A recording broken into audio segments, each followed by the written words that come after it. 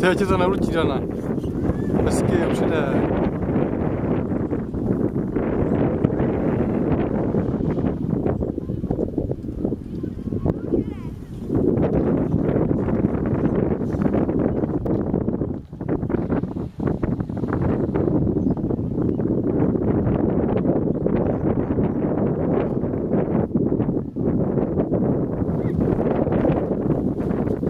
Hele, a tamhle letí nějaký 4motorový drak, táhle. A teďko zatočit a na druhou stranu.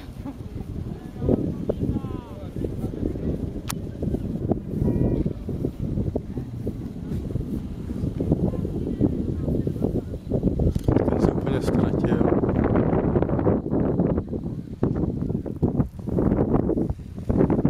Ale tamhle ten drak, ten tam visí pořád normálně. Zkusím najít zase.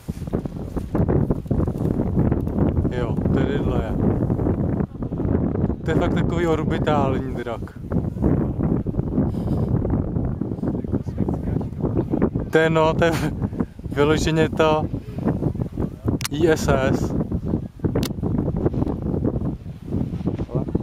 No. Já ho zase oddálím.